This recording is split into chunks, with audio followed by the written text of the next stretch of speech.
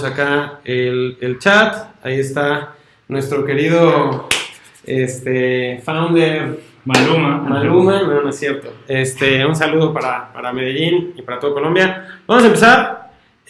Pues si quieres presentarte, Didi. Claro. Hola a todos, para quien no me conozcan, mi nombre es Didier Quiroz. Trabajo acá en 500 para el equipo de Latinoamérica, haciendo inversiones, trabajando con las compañías y haciendo poco de portfolio support y cosas legales para pues, todos los emprendedores con los que tenemos interacción en el día a día. Y pues esta idea nació un poquito de que San y yo, como les comentaba San en su video de YouTube, leemos bastante y casualmente coincidimos en varios libros que nos gustan y decidimos que pues, en vez de que nuestras conversaciones se queden ahí en la oficina, pues grabarlas y también obligarnos un poquito a ser más estructurados y como pensar más en las cosas que estamos leyendo, ¿no? Exacto, mi nombre es Santiago Zavala, también trabajo en 500 Startups haciendo inversiones, seguimiento al portafolio, relaciones con inversionistas, una muy buena cantidad de cosas.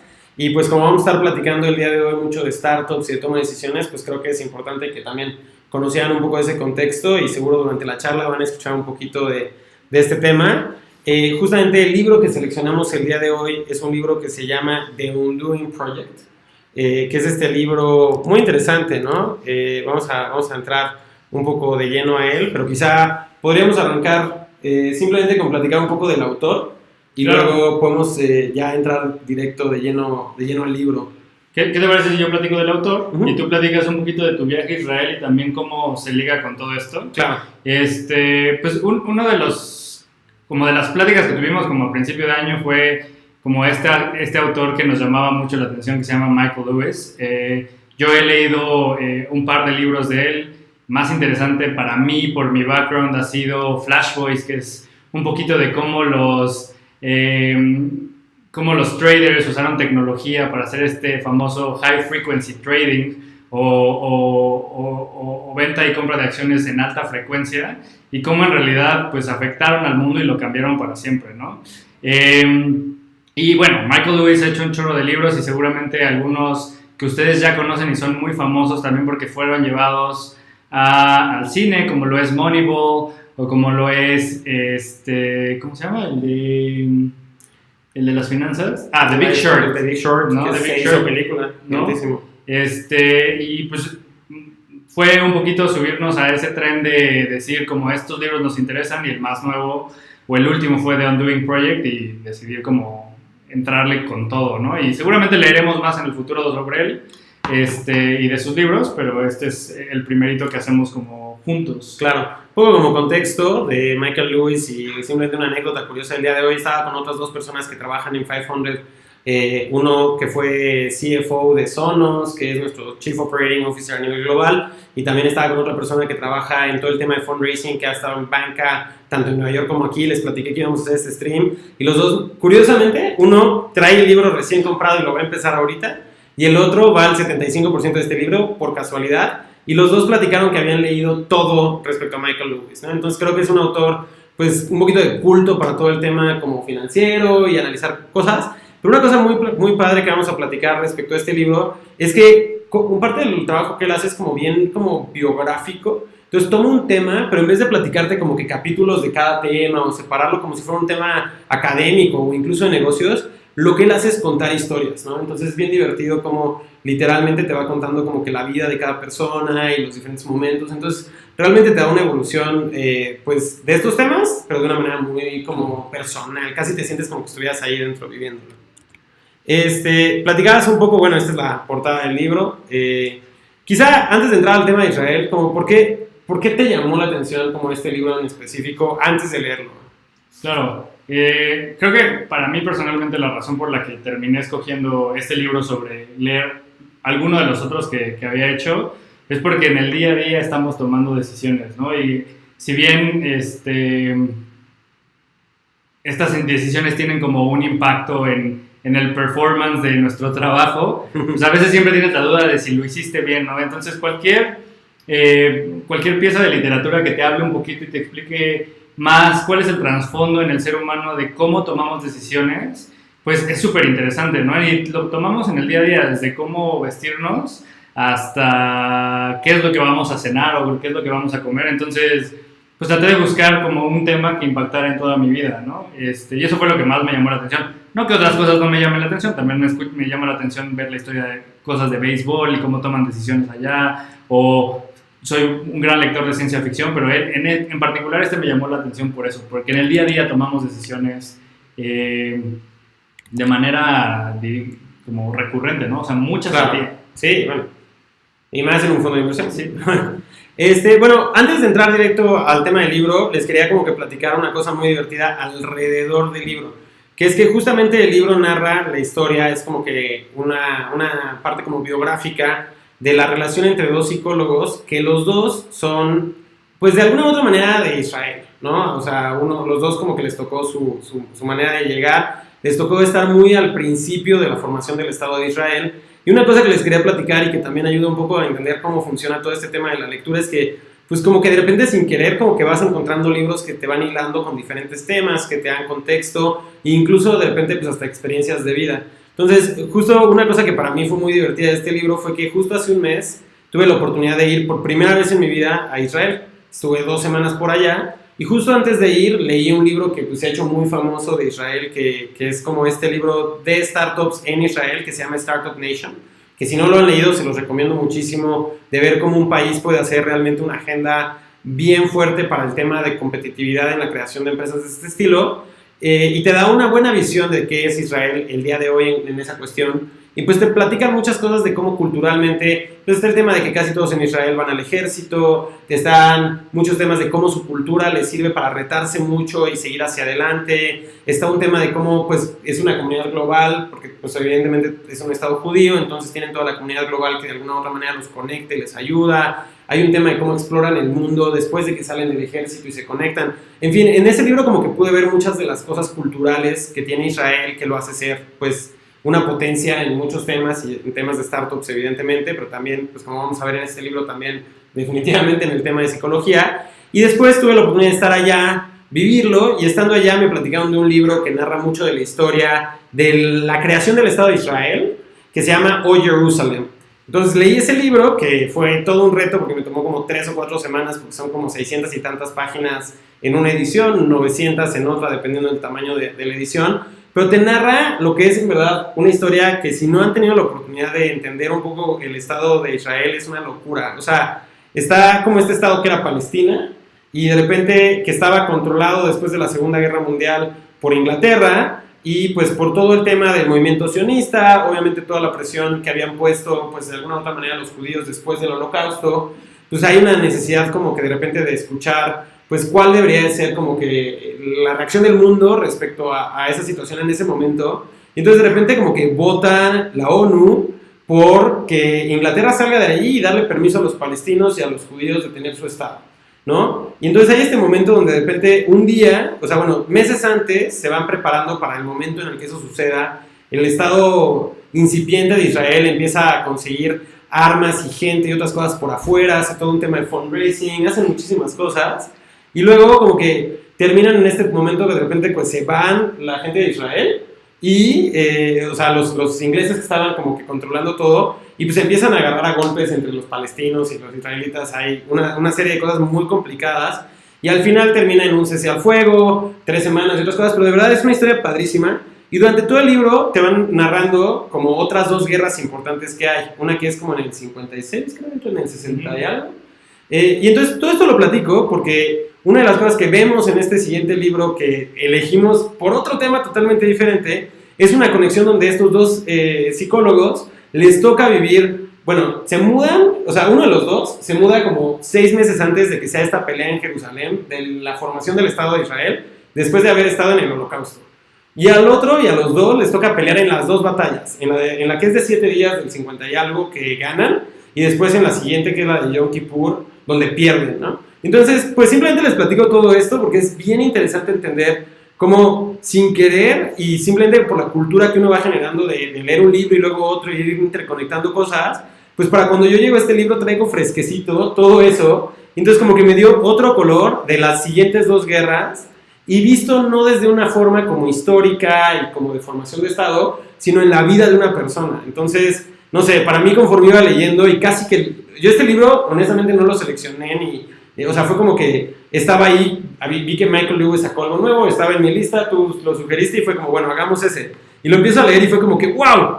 ¡Wow! ¡Wow! ¿No? Entonces, estuvo padre y les quería platicar todo eso porque, pues, obviamente, ahorita vamos a platicar un poco de estos psicólogos de Israel y, pues, es un poco del contexto que estuvo muy padre, ¿no?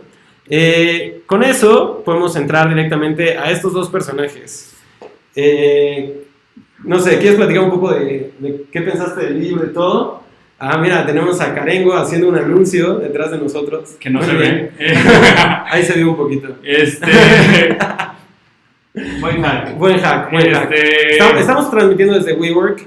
Carengo es una empresa que hace como un Airbnb de coches. Puedes rentar un coche entre particulares. Y justamente Rafa es el founder de Carengo, así que aprovechó para venir a hacer un poco de growth hack. Muy bien. Pero bueno, ok. Bueno. Empecemos con Amos y con Dani. Cuéntanos un poco de ellos dos. Pues justamente, ¿no? Conectando un poquito lo que estabas platicando, básicamente es la historia de estos dos psicólogos. Dani, que tuvo, pues, no, la mala suerte, por así decirlo, de haber vivido su infancia durante el Holocausto en Europa, específicamente en Francia. Y de Amos, que es como esta persona ya nacida en Israel, que ya tiene un contexto distinto de lo que es el Estado judío.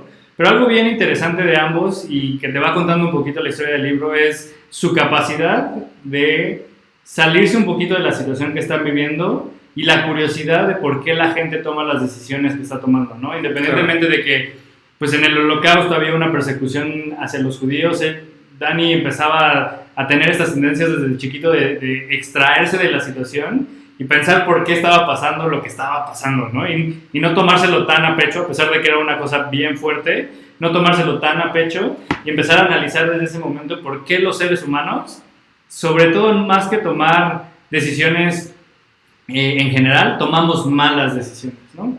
Y Amos, pues del otro lado es una persona súper carismática que conecta con todo el mundo, pero que es muy sencillo desasociarse de las cosas, ¿no? Salirse de una fiesta de la nada, desinteresarse de un tema cuando alguien está platicando y pararse e irse. Una historia bien, bien chistosa de que en el cine, si no le interesaba la película, decía como, ya me voy, si ya les pagué, ¿por qué voy a perder también mi tiempo si no me interesa la película? Sí, literalmente dice la frase como, si ya les pagué con mi dinero, ¿por qué les voy a pagar con mi tiempo si no me gustó? Exacto. Si no me está gustando, ¿no? Incluso. Y al punto donde también con su familia a veces iba o no iba a los retiros o vacaciones familiares, pues porque no le interesaba, ¿no? Claro. Entonces es esta historia de dos personas bien, bien interesantes, una poco opuesta a la otra, que encuentran en su curiosidad de descifrar cómo es que tomamos decisiones y malas decisiones, una alianza para crear una investigación que literalmente tuvo un impacto en todas, o más bien en todos los campos del mundo, ¿no? Claro. Y digo, si se animan después de escuchar toda esta locura respecto a este libro a comprarlo y leerlo, que en verdad se los recomiendo muchísimo porque está muy bueno. Pues básicamente el libro es como un primer capítulo que narra como la conexión entre Moneyball y el libro de Moneyball de Michael Lewis con estos dos personajes, y después el resto de los capítulos, o sea, todo lo demás es como que la parte, primero la historia biográfica de uno, luego del otro, luego de cómo se conocen, y luego poco a poco cómo van teniendo discusiones a lo largo de una colaboración como de 12 años, de cómo les van descubriendo diferentes razones de cómo tomamos malas decisiones los humanos, ¿no? Y cómo varias de esas cosas terminan en algunos de los papers que últimamente publican, cómo empiezan a primero hacerlo todo en el tema de psicología en específico y luego en el tema, como tratarlo de llevar a todas las otras como que disciplinas del mundo para que puedan utilizar el conocimiento para tomar mejores decisiones. Y entonces, si lo leen, realmente nada de lo que le estamos diciendo ahorita les va a arruinar la experiencia de leerlo. Porque la experiencia de leerlo es leer tal cual como esa historia entre ellos dos y cómo va pasando todo esto. Entonces quizá, creo que lo que vamos a hacer es más bien platicarles algunas de las cosas puntuales que nos hizo pensar el libro en algunos temas, pero en serio, o sea, no es un resumen del libro, al contrario, es como simplemente algunos de los temas, ¿no? Para terminar de entender un poco estos personajes y quizá nada más como la conexión entre Moneyball y este libro, justamente lo que narra al principio Michael es que en Moneyball él platica cómo puedes crear estadística para tomar mejores decisiones que los expertos. Y genera toda una situación, creo que mucha gente ha escuchado el tema de Moneyball para otros temas, aparte del béisbol. Hay una película en la que sale Brad Pitt, el coach. Los Golden State Warriors, que son el equipo de la NBA que ganó hace unos días el campeonato, fue creado en base a esta teoría, ¿no? Estadística versus expertos en ver quién era buen jugador de básquetbol, ¿no? Entonces, todo el primer capítulo te cuenta la historia de la persona que llevó eso al básquetbol y cómo creó un sistema estadístico para tomar mejores decisiones de a quiénes contratar en el draft. Y cómo eso tiene mucho que ver con Moneyball, pero después también platica cómo todo esto termina dándose él mismo cuenta, tanto Michael Lewis como el béisbol, el básquetbol, que realmente era mucho más profundo, que no es solo que las estadísticas pueden hacer mejores decisiones que los expertos, sino lo erróneas que muchas veces son las opiniones de los expertos. Y entonces termina dándose cuenta que tenía que encontrar como que la fuente de todo esto, y que la fuente de todo esto eran estos dos psicólogos que ganan un premio Nobel a partir de encontrar todas estas cosas, y que son estos dos personajes de los que les vamos a estar platicando un poco. Justo un poco resumiendo una de las frases que decías, que es bien interesante, es como realmente eran totalmente diferentes, ¿no? Esta frase del libro, sacamos algunas frases que nos recordaron y vamos a seguro recordar algunas otras durante la charla. Pues dice como Danny era como un niño del holocausto, Amos era más bien como un nativo de Israel, Danny estaba seguro de que siempre estaba equivocado, Amos estaba seguro de que siempre estaba en lo correcto, uno era la vida de la fiesta, el otro no iría a una fiesta, y a lo largo de todo esto vas viendo cómo consistentemente eran dos personas totalmente opuestas, que nunca te hubieras imaginado que se juntarían a charlar, pero que definitivamente eso les dio la oportunidad de repente de ver las cosas de manera diferente. Como que creo que hay muchas colaboraciones en el mundo en el que estamos nosotros donde vemos ese tipo de cosas, ¿no? O sea, muchas veces vemos startups, comunidades, etcétera, que tienen esta cosa como de Steve Jobs y obviamente también en Wozniak, ¿no? O sea, como que un poquito de los dos. Y creo que mucho del mundo de startups está basado en eso, ¿no? Como que siempre vemos los libros o artículos de el hustler o el que se mueve y hace que las cosas pasen, el técnico, el CTO, que es el que tiene una mente más analítica, que pone sistemas y procesos para todo, y el CEO, ¿no? El que maneja, el que está más conectado con cómo van a levantar dinero, ver cómo es la gente que va a trabajar en las empresas. Y creo que pues no solo aplica a las startups, ¿no? Aplica para proyectos científicos, aplica para jugadores de básquetbol, o sea, equipos de básquetbol, o sea, buscar esta conexión de con quién haces clic para construir algo, ¿no? Claro. Yo aquí había sacado la frase justo que dijiste hace rato de cómo Amos decía, o sea, como en sus observaciones que de repente te van platicando conforme van como que narrando a cada uno de estos personajes, pues Amos era como que esta persona súper práctica que simple y sencillamente en una fiesta se quería ir, se paraba y se iba para que nadie le dijera nada, y tiene como que esta otra serie de cosas como que decía, si no estás como que sintiéndote mal una vez al mes por haber tirado muchas cosas, entonces no estás tirando muchas cosas, que es una cosa que he estado platicando que yo he estado haciendo y entonces ahí está. Y digo, como que una de las constantes que los dos tienen aparte, creo que hay dos constantes que ves, no sé si estás de acuerdo, si se te ocurran más, pero yo veo como dos constantes cuando te van como que narrando su historia, ¿no? Si bien son bien diferentes, los dos todo el tiempo están como que pensando en los errores que ellos mismos u otros hacen, ¿no? O sea, incluso te platican como, ¿cómo es que estos judíos no decidieron huir antes de que realmente llegaran los ejércitos a sus ciudades? O sea, ¿por qué pensaban que se iban a quedar en un lugar? Y lo pensaban porque en la guerra anterior solo habían llegado hasta un lugar, y entonces esta vez tenía que ser igual. Pero la situación era totalmente diferente y tenían la opción de huir, ¿por qué no huiste, no? Y el otro igual, ¿no? Y la otra cosa que los dos son muy similares es que los dos son considerados como gente genial, ¿no? O sea, como que alrededor de ellos, como que sí hay una percepción de la mayoría de gente alrededor de ellos de que son muy peculiares y con mucha capacidad. Yo me imagino un poquito que cuando se conocen, pues eso mismo se encuentra en ellos, ¿no? Pero bueno, no sé si te acuerdas de algunos otros errores interesantes. Creo que como en las conexiones sí coincido, o sea, creo que al final creo que como muy profundamente eran como la misma persona.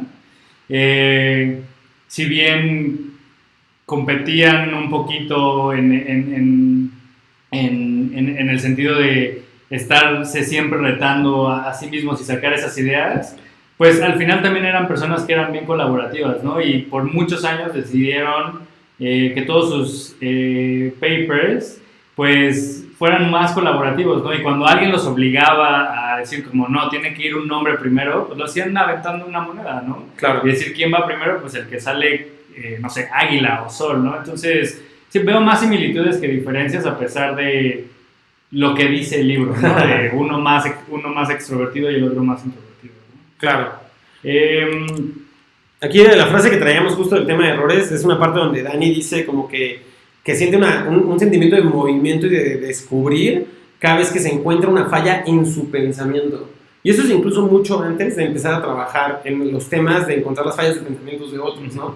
Entonces, una de las cosas padres es como, creo, como este análisis bien meta, donde ellos mismos no estaban todo el tiempo como que nada más transitando por la vida, sino que se estaban preguntando cómo transito por la vida, ¿no? O sea, cómo tomé esa decisión, por qué la tomé así, por qué los demás lo vieron de una u otra forma, ¿no? Entonces creo que, no sé, es interesante ver como que esa autocrítica y ese autoconocimiento como un factor interesante en todo este proceso. Y que como seres humanos somos malos en hacer esa autocrítica, ¿no? O sea, claro, como que nos compramos la versión de lo que ya hicimos y como que, digo, ahorita platicaremos de cómo en realidad pasan muchas otras cosas en el pensamiento humano cuando ya tomaste una decisión, pero sí, como que nos compramos mucho las decisiones que tomamos y aplicamos mucho la famosa regla de dedo, ¿no? O sea, como poner un cierto framework o proceso mental a ciertas cosas y creemos que todo va a aplicar o va a caer dentro de esa cajita, ¿no? Claro. Justo llegando a esos sesgos, como que el libro te va platicando conforme van avanzando ellos en explorar algunas de estas fallas, empiezan a colaborar, empiezan a discutir algunas ideas y justo como que uno de los primeros momentos donde empiezas a entender cómo todo eso tiene que ver con las cosas que hoy estamos hablando en muchos temas, ¿no? Para evitar discriminación, para tomar mejores decisiones, para muchos otros temas. Y creo que uno de los primeros momentos donde surge este tema del confirmation bias es justo en un momento donde uno de ellos dos, que es Dani, va a una como que hospital, pero de psicoanálisis. Y él abiertamente había dicho que no cree en el psicoanálisis y que había una serie de razones por las cuales no creía en ellos, pero aún así va a colaborar y a tratar de conocerlos pues, por una curiosidad intelectual, casi, o sea, no por ir y decir ustedes están mal, sino por ir y conocer lo que estaban haciendo. Y era en este como que hospital lo que hacían era que tenían unos pacientes y lo analizaban diferentes expertos con diferentes teorías de psicoanálisis, presentaban un estudio y luego los discutían. Y justo narra un momento donde después de que había visto esto por varias semanas con varios pacientes, llega un paciente, lo analizan diferentes expertos en el psicoanálisis, y pues al día siguiente lo van a discutir y pues este paciente se suicida, ¿no?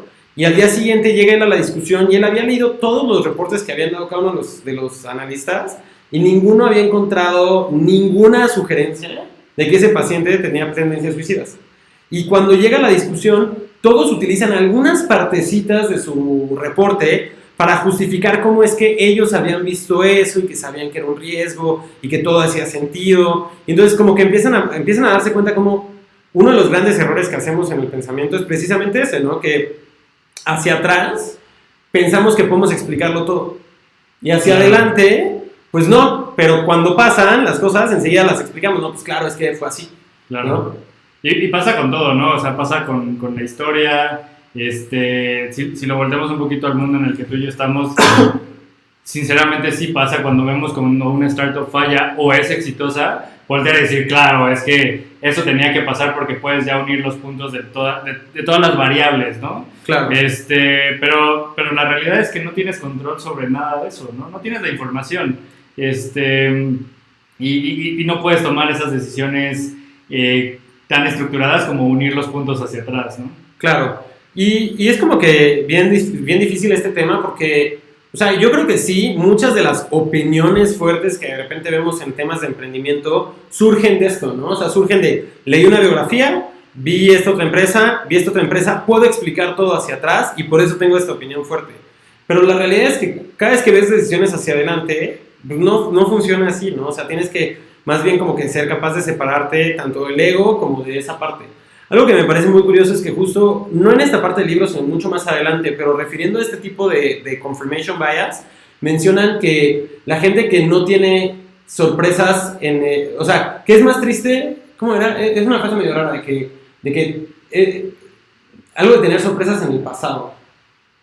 Están de repente como que platicando y dicen como que, el que cree que no va a tener sorpresas en el futuro tampoco encuentra sorpresas en el pasado. Claro. Y se refiere a que cuando estás analizando el pasado, también deberías de verlo con ojos de que las cosas te puedan sorprender. O sea, tú quizá crees que a una empresa le fue bien por X, Y, Z porque es lo que el founder dijo en un evento, pero si lo tomas como una verdad y ya creas una estructura mental donde eso es una verdad universal, no vas a poder seguir aprendiendo en ese caso. Justo, a mí es una de las cosas más como emocionantes e interesantes para mí en el libro, de cómo tu vida afecta cómo tomas decisiones, ¿no? Si bien también, o sea, están involucradas ahí las sorpresas, también están involucrados como los efectos malos que has tenido en tu vida, ¿no? O sea, si tuviste una experiencia fuerte, tiendes a analizar o a tomar decisiones basado en esa experiencia fuerte, a pesar de que no hay indicios de que esto nuevo que estás viviendo tiene que ver con eso, ¿no? Empiezas a hacer buckets y empiezas a tomar esas decisiones y meterlas en buckets de diferentes temas en tu mente, ¿no? Claro, justo vamos a llegar ahorita a las 3 cosas del primer paper, pero justo en el camino a esa primera publicación que hacen cuando empiezan a encontrar todos estos bias, te platican también en la parte biográfica qué estaba pasando del otro lado. Y de hecho mucho de lo que te platican de estos psicólogos, de estos dos psicólogos, es que mucho del principio de su trabajo era encontrar qué habían descubierto los psicólogos que estaba mal, ¿no? Y mucho más adelante en su carrera es que empiezan a encontrar cosas nuevas, ¿no? Y entonces una de las cosas que los otros psicólogos y algunos economistas habían dicho era una cosa que se llama, o sea, ponían a gente a tomar decisiones a veces económicas que tenían que ver con estadísticas y todas las decisiones tú las podías calcular perfectamente, ¿no? Y cuando comparabas cómo la gente había predicho contra cómo era el modelo matemático, parecía que el ser humano era capaz de predecir el tipo de estadística o probabilidad que tenía, pero lo hacía muy mal, ¿no? Lo hacía como un orden de magnitud de diferencia. Si algo que tenía poco riesgo lo querías evitar, pues le atribuías mucho riesgo. Y por los experimentos que habían hecho, pues parecía que otros expertos creían que el ser humano solamente era bueno juzgando las probabilidades, pero no la magnitud de esas probabilidades.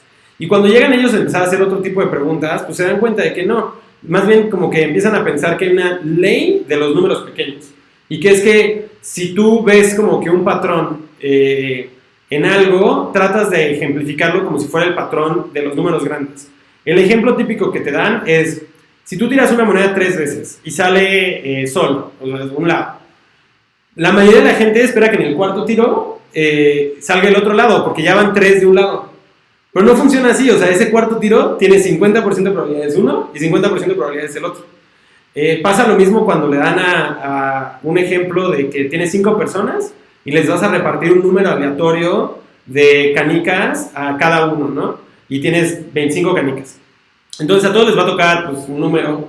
Y entonces dicen, ¿qué es más probable? Que a alguien le toque 5, 4, 3, así como que un número así diferentes a cada uno, o 4, 4, 4, 4, 4. Y la gente dice, no, es más probable el otro porque se ve raro, pero los dos tienen las mismas probabilidades, ¿no? O sea, y entonces como que esto lo llevamos a muchísimas cosas como humanos, donde tratamos de pensar que todos los números gigantes fueran, o sea, que todas las situaciones random de la vida deberían de tener ese patrón y se deberían de ver y comportar en cosas pequeñas como si fueran cosas grandes, ¿no? A mí como el ejemplo que más me quedó, o sea, sí, más que los numéricos fue el ejemplo de la rana, ¿no? Ajá. O sea, una rana, si la pones en agua tibia y la cambias drásticamente a agua caliente, salta, ¿no? Pero si la tienes en un bucket y le vas aumentando un gradito y un gradito y un gradito, en realidad puede que nunca se dé cuenta y termina toda cocinada, ¿no? O sea, y creo que pues eso es una gran analogía de cómo funciona el cerebro, ¿no? Tal vez nuestra piel puede sentir esos incrementos y siente desde una caricia hasta un golpe y puede sentir todo en medio, pero parece que el cerebro no. El cerebro no tiene la capacidad de medir esos pequeños incrementos y siempre es muy extremista, ¿no? Claro. Y entonces, cuando volteamos a ver este mundo y decimos como, es que vivimos en un mundo de extremos, ¿no? O sea, desde actitudes y cosas que hacemos en el día a día hasta las decisiones de políticos, artistas o escritores, pues es justamente por eso, porque nuestro cerebro es muy extremista y empieza a tomar esos grados de magnitud no de la mejor forma, ¿no? Claro. Y bueno, justo en ese camino, justo tienen esta frase que dice que la gente se equivocaba incluso de una pequeña parte de un problema o de una decisión como si fuera el todo, ¿no? Y creo que eso nos empieza a llevar a las 3 razones que ellos dicen. Bueno, este es otro de los ejemplos. Pero bueno, ahorita llegamos a las tres cosas. Pero bueno, justo en todo este camino siguen narrando la historia de estos 2 personajes y siguen encontrando como que todos estos diferentes estudios que hacen. Y de verdad, cuando empiezas a leer algunos de estos ejemplos, como que al principio eres escéptico, ¿no? Te dicen como, encontraron esta cosa donde la mayoría se equivoca y es un error generalizado en la población, no importa si es gente educada o no y otras cosas. Y pues obviamente tienes este bias de que tú eres pues, más chingón y realmente estás leyendo un libro de esto porque te interesa el tema. Y en cuanto lees como un poquito dices como, yo no voy a caer. Pero cuando empiezas a darte cuenta que, o sea, si haces un esfuerzo real de ponerte en esa situación, caes, ¿no?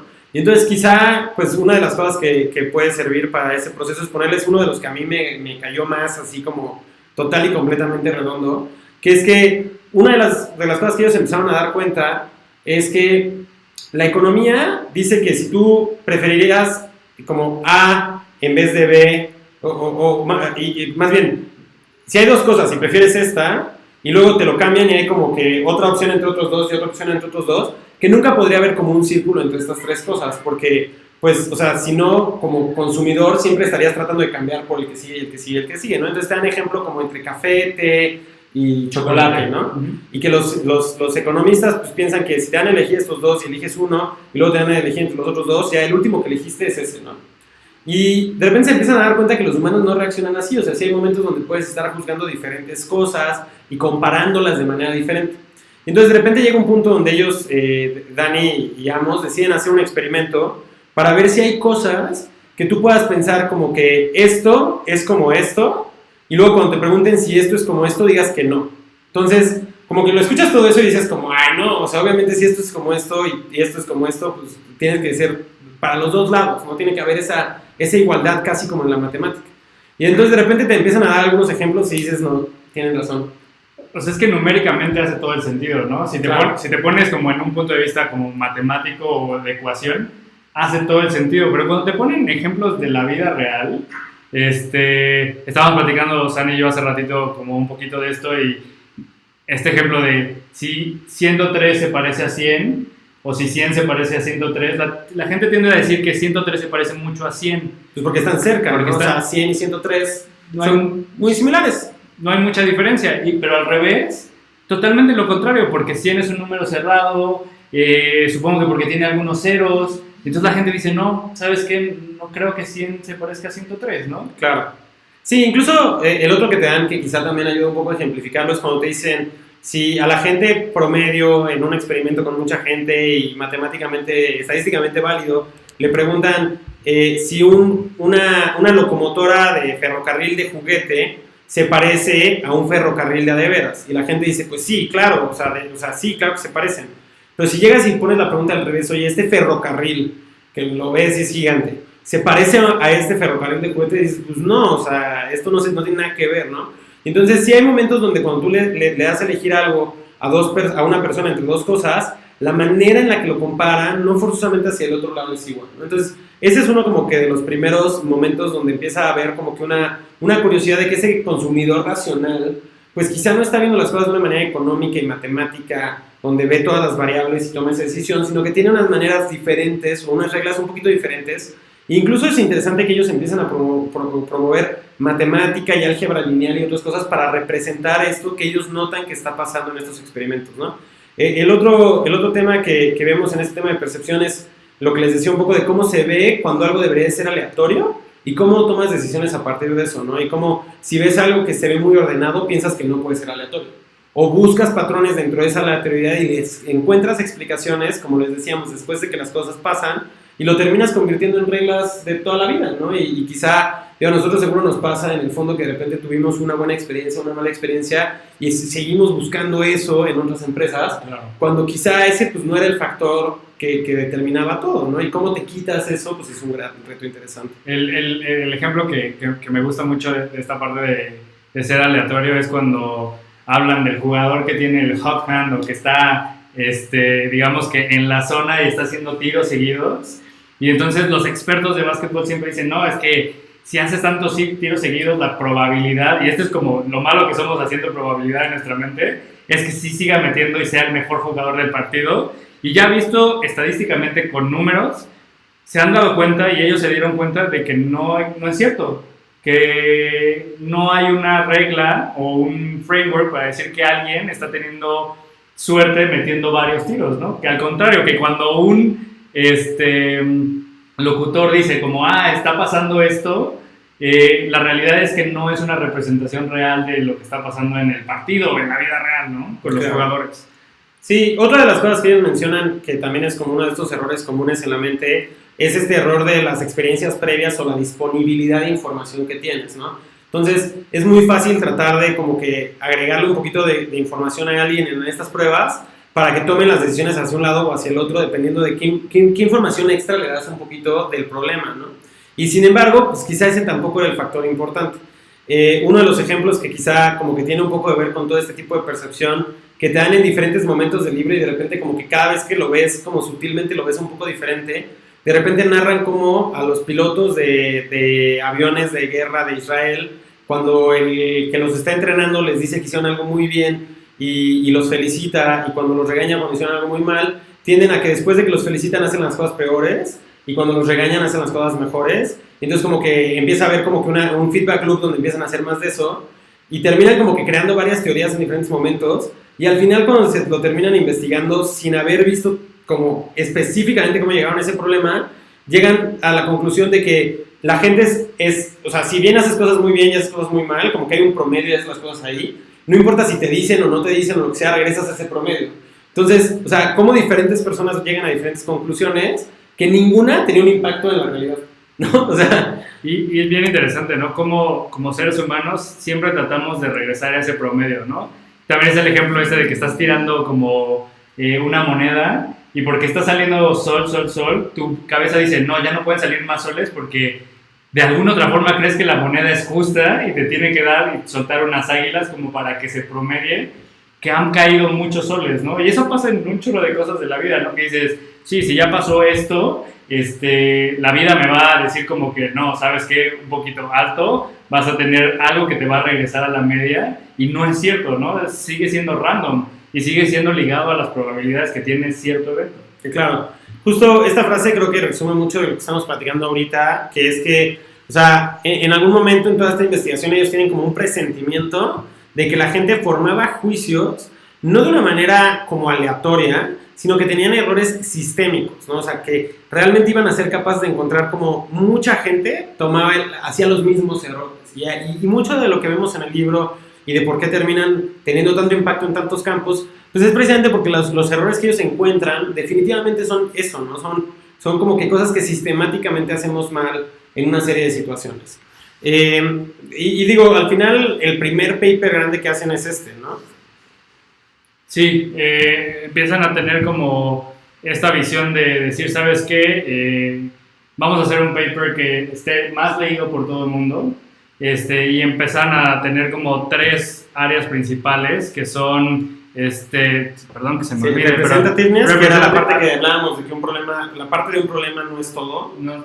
Availability, que es la cantidad de información que tienes para tomar una decisión, uh-huh. Y la parte de anchoring, que es como cómo pones el problema, dentro de qué contexto lo pones, tomas decisiones muy diferentes, ¿no? Y las 3 cosas pueden estar pasando todo el tiempo, e incluso una decisión errónea puede estar por varias de estas cosas, pero una vez que las empiezas a separar, pues te das cuenta de que realmente son cosas en las que, primero que nada, y es una cosa bien importante, no tiene nada que ver ni el nivel de educación, ni qué tan bueno eres en cuestión de habilidades, ni cuál es tu intención en la toma de decisiones. Puedes estar cayendo en estos errores si no los conoces, ¿no? Y que son errores simplemente humanos, por la manera en la que evolucionamos, por la manera en la que de repente empezamos a tomar decisiones, y que cada una de estas cosas, de repente cuando las conoces, te pueden ayudar a encontrar en ti, o más fácilmente en otros, algunos de estos errores, y por lo tanto, o sea, de hecho justo ayer después de que terminé el libro, justo creo que nosotros lo terminamos ayer, curiosamente,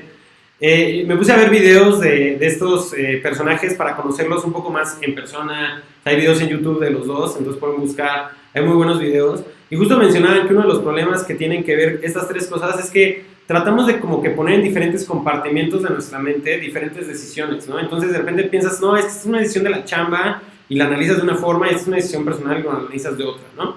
O por ejemplo, en tu propia manera de hacer presupuestos, tomas decisiones de cómo gastas para tus vacaciones de una forma, para pagar tus cosas básicas de otra y de otras formas, ¿no? Y daban un ejemplo muy fácil de cómo es que hay gente que está tratando de ahorrar o invertir en cosas al mismo tiempo que quizá debe en otra zona de su vida dinero, ¿no? Y más bien pues, debería de direccionar este dinero a pagar esas deudas y ya con eso tener un interés menor ahí y poder hacer otras cosas en el futuro. Entonces, creo que es muy interesante, ¿no? Algo que ellos mencionan mucho sobre esto y que estabas diciendo ahorita de no importa tu nivel de educación, hacen un gran esfuerzo en varios momentos en el libro de decirte que los expertos también se equivocan, ¿no? Es que si alguien, y específicamente hablan de gente que estudia estadística y que está metida en este mundo, también están sujetos a cometer estos errores a pesar de que conocen la base de muchos de estos problemas, ¿no? Entonces, claro, que es más una condición humana y que el cerebro juega trucos para defenderse a sí mismo, en alguna extraña razón, y empieza a hacer estas separaciones y estos modelos mentales y estos buckets y estas tomas de decisiones basadas en limitada información, ¿no? Claro. Justo uno de los casos, platican varios casos, ¿no? Platican muchos casos específicos del ejército, platican varios casos relacionados con pilotos de líneas comerciales, pero hay todo un capítulo que tiene que ver con cómo aplican esto en el tema de doctores. Y hay un tema ahí como súper interesante donde hacen un estudio donde empiezan a llevarle como que diferentes, como que rayos X a doctores para determinar si algo podía o no ser cáncer, ¿no? Claro. Y empiezan a tratar, incluso les repiten, les ponen mucho y les repiten a algunos como para ver si la opinión en dos casos, y en el mismo caso, si el mismo doctor dice lo mismo, ¿no? Y empiezan a encontrar como que diferentes cosas y terminan dándose cuenta como de que la verdad los expertos se contradicen entre ellos, incluso ellos mismos, o sea, no le ponen al mismo doctor en diferentes momentos el mismo caso y en uno dice que sí y en el otro dice que no, ¿no? Entonces como que empiezan a sacarse de onda y empiezan entonces a tratar de construir un sistema como básico para ver si pueden competir con los doctores. Entonces le preguntan a los doctores, oye, ¿qué son las cosas que tú buscas para determinar si sí o si no? Y pues ya les dan una lista de 6 cosas.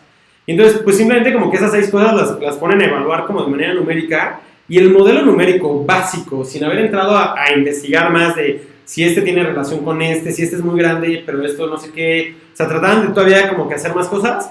El modelo sencillo, que pone las 6 variables de manera numérica y simplemente es una ecuacioncita para ponderarlo y arriba de un número piensa que es cáncer y el otro no, tiene un mejor resultado que los expertos, ¿no? Sí. Eso es como que un momento igual como súper fuerte, donde consistentemente estás como que dándote cuenta que si tienes decisiones importantes que tomar, pues tienes que tratar de sistematizarlas, ¿no? Claro. Y eso me lleva mucho a algo que dice Amos, bueno, que mencionan que dice Amos en el libro, y es que dice que como seres humanos, nosotros como uno mismo somos bien sencillos. Es la complejidad de las relaciones con otros y con el mundo que hace que todo también en nuestro proceso mental se vuelva más complejo, ¿no? Y creo que al final ambos estaban buscando una forma más sencilla y resumir cómo es el que tomamos las decisiones del día a día, ¿no? En pasos más sencillos, sin tener tanto ruido en la cabeza, que son todas estas cosas heurísticas que ellos mencionan, ¿no? Si lo podrías quitar y ir poco a poco minimizando en tu mente, la toma de decisiones empieza a volver más sencilla. Claro. Quizá no es como para terminar la parte lineal del libro y de la historia y poder debrayar un poquito nosotros de algunas de estas cosas. Y también, pues no arruinarles el libro, porque de nuevo lo deberían de leer, está muy bueno y no les hemos como arruinado absolutamente nada, pero hacia finales del libro empieza a haber una separación entre ellos dos, es una tristeza y también te enseña mucho de lo difícil que es hacer colaboraciones, y pareciera específicamente en el mundo científico, porque normalmente los premios y muchas otras cosas, sobre todo cuando llegas a como en la punta de esa pirámide, normalmente son a una persona, no a una pareja de personas o a un equipo de colaboradores. Pues estoy seguro que lo mismo pasa en Startup, lo mismo pasa en muchas otras cosas, pero empiezan ellos a explorar, sobre todo creo que es Danny, ¿no? El que hace el Doing Project. Sí, Danny empieza a explorar. Pero luego Amos termina también haciendo cosas, es una historia ahí. O sea, Danny se empieza a poner celoso y lo dice abiertamente de que Amos está recibiendo todo el crédito, ¿no? Mucho de esto tiene que ver por las personalidades que les mencionamos al principio, ¿no? Uno más extrovertido, uno más introvertido, uno buscando siempre sus errores, el otro estando seguro de lo que dice. Y llega un punto donde Dani dice, creo que tengo que ser yo mi propia persona y que la gente me reconozca a mí. Y empieza a hacer un estudio acerca del arrepentimiento. Y la felicidad, la tristeza y luego el arrepentimiento, ¿no? Y cómo el arrepentimiento es una de las fuerzas más grandes en la toma de decisiones y que hace al ser humano irracional. Y cómo es que esto, y yo lo ligo mucho a economía porque soy financiero, pero cómo esto afecta en que pues todos los economistas dicen que los mercados se regulan a sí mismos porque las decisiones colectivas son racionales, y él empieza a demostrar que no. Claro. Y Amos se medio mete en este estudio, como que no le gusta a Dani, y empiezan a separarse. No les quiero contar más para que lean el libro, pero pues terminan no trabajando juntos. Claro, pero justo la última cosa que están investigando, alguna de las últimas cosas que están investigando, es como cuando te pasa algo malo, tratas de deshacerlo. Y al deshacerlo, tratas de encontrar la cosa más sencilla de deshacer, ¿no? Entonces, si, no sé, alguien que conoces se sube a un avión y se cae el avión, ¿no? Y dices, uy, si tan solo no se hubiera subido al avión, pues estaría vivo, ¿no? Y entonces era una decisión sencilla, pero pues también podrías pensar, bueno, si no hubiera tomado ese trabajo que lo hacía tener que viajar, si no hubiera tenido que... O sea, hay mil otras cosas que pudieran haber detenido ese accidente, pero normalmente tendemos a hacer los mismos errores de esto, pero esos terminan generándonos arrepentimiento y muchas otras cosas, ¿no? Dar un ejemplo de que dos personas que tienen un vuelo a la misma hora, pero son diferentes vuelos, se suben un taxi juntos para ir al aeropuerto. Y los dos por el tráfico llegan tarde y los dos vuelos ya se fueron. Pero uno le dice que su vuelo se había retrasado y de hecho se acaba de ir, y el otro se fue hace mucho tiempo, ¿no? Y le preguntan a la gente, ¿cuál de los dos crees que está más enojado o más frustrado? Y es la persona de la que se acaba de ir del vuelo. ¿Por qué? Si los dos se fueron.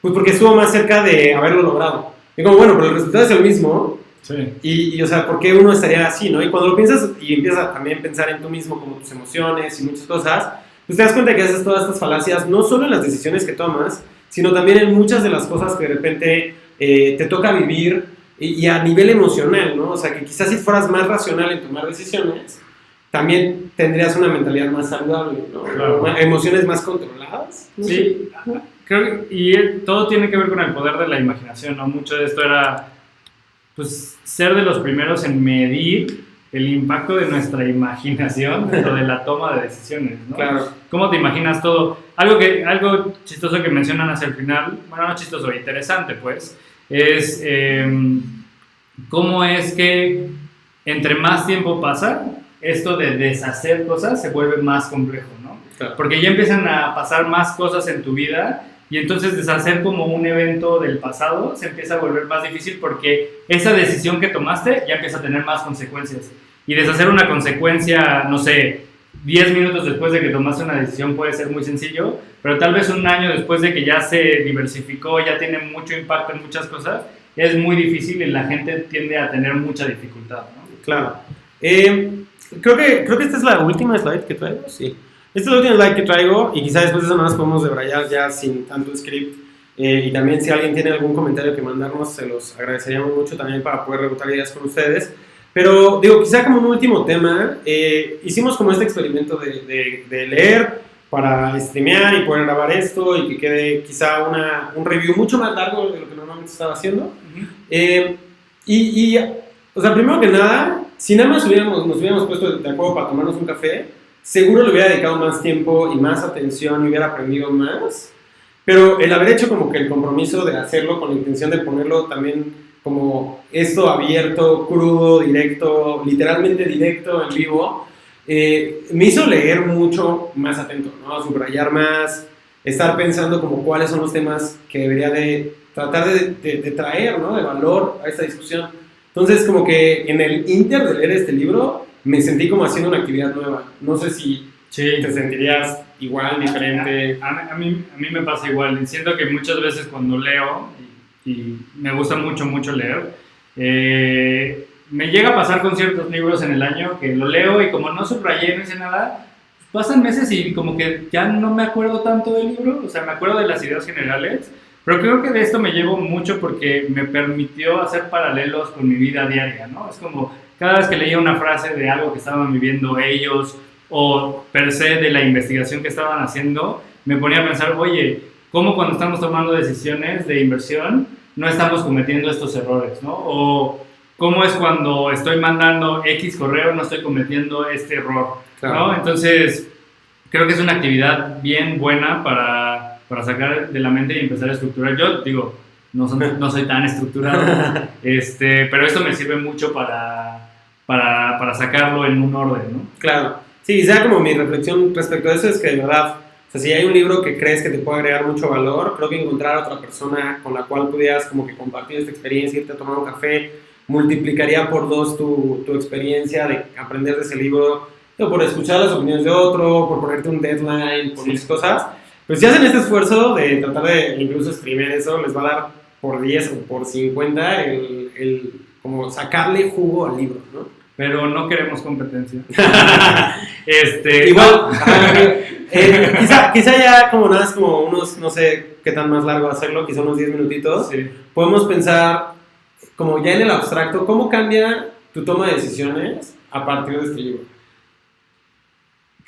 Digo, no somos buenos haciendo órdenes, pero creo que radicalmente, en el sentido de que creo que al día de hoy yo ya estaba tomando decisiones bajo ciertos buckets mentales. Uh-huh. Y creo que este libro me permite dar un paso atrás, uh-huh, analizar mis buckets mentales, porque definitivamente no creo que todos estén mal, o estas reglas de dedo que tengo, y empezar a disecarlas y tratar de hacerlas un poquito más sencillas, pero también abrirlas a más posibilidades con más información, ¿no? Claro. Mucho de esto es tomar opiniones de otros cuando tal vez no era lo más importante en la lista de cómo tomas decisiones, o escuchar la opinión de un experto, o no ser tan duro o juzgar tanto a emprendedores que tienen cierto perfil, ¿no? Porque pues esas experiencias de vida a mí me han llevado a juzgarlos muy fuerte y creo que justamente me abre la posibilidad de poder replantear cómo estamos tomando decisiones, al menos de mi lado, ¿no? Claro. ¿A ti? Pues justo, o sea, cuando estaba viendo uno de los videos y también mencionan un poquito en el libro, en algún momento invitan a Dani con una de las aerolíneas a tratar de darles tips de cómo evitar que los pilotos hicieran errores grandes, ¿no? Y errores grandes como de aterrizar en el aeropuerto equivocado, ¿no? O sea, de esa magnitud, ¿no? Mencionan que ninguno que había tenido fatalities, ¿no? O sea, no habían sido crashes, pero que veían que había como que ese tipo de cosas. Y de repente incluso el mismo Dani les dice, es que sabes que no hay forma de que tú puedas hacer que alguien lo entrenes a tomar mejores decisiones. O sea, en ese tipo de contexto. Lo que puedes hacer es crear un ambiente donde, primero que nada, es más fácil encontrar esas decisiones malas una vez que ya se tomaron y corregirlas. Y segundo, que exista más colaboración para que no sea una decisión de una sola persona.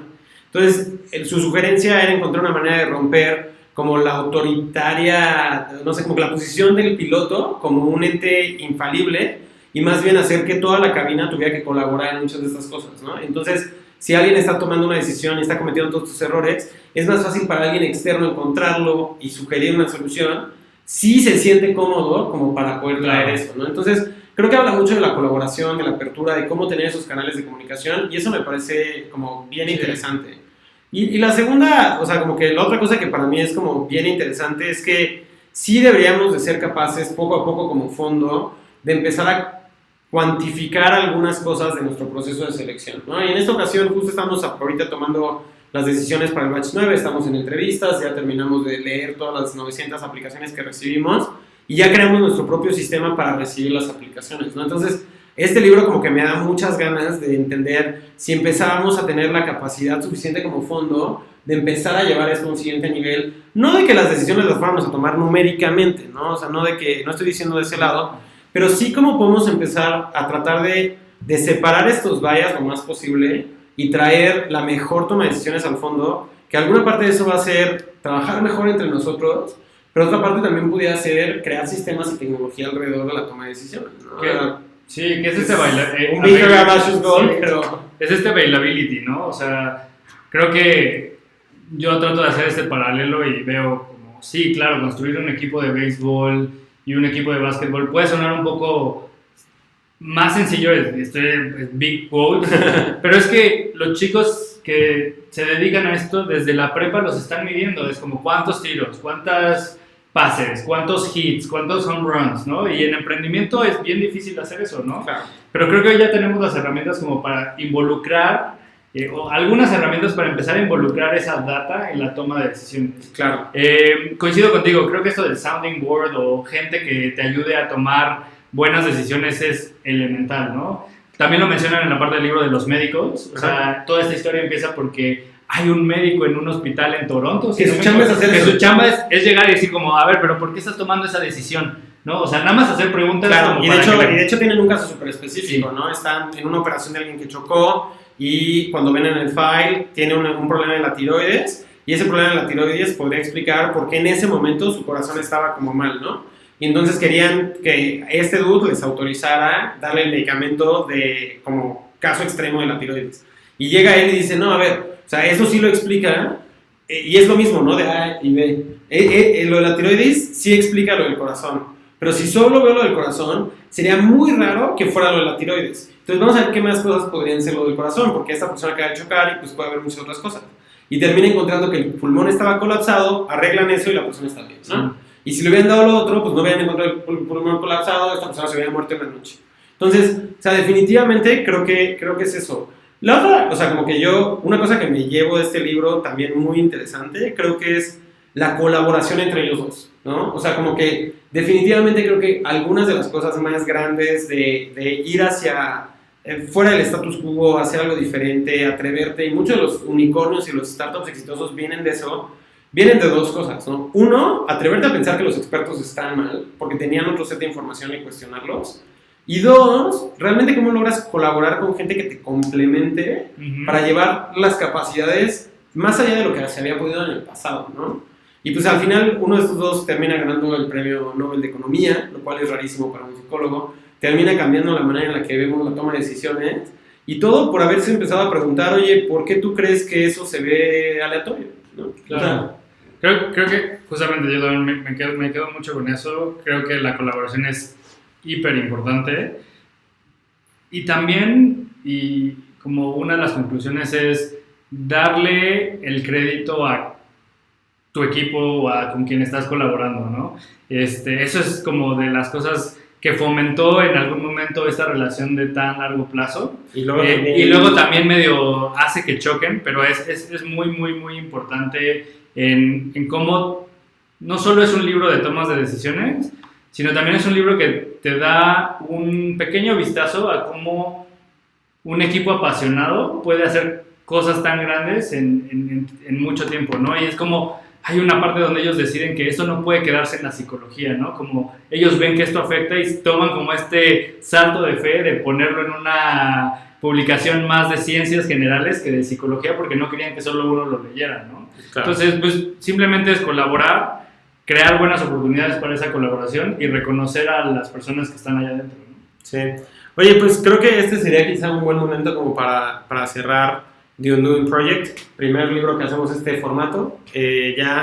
Reflexionaremos de cómo hacerlo mejor. Obviamente, si nos dan recomendaciones de cómo se vivió del otro lado y qué podemos hacer mejor, nos encantaría. Nos encantaría obviamente también que nos sigan en Twitter. Mi Twitter es @dfct, @DidierQuiroz. Y tenemos la siguiente sesión programada de esto para el 3 de julio a la misma hora.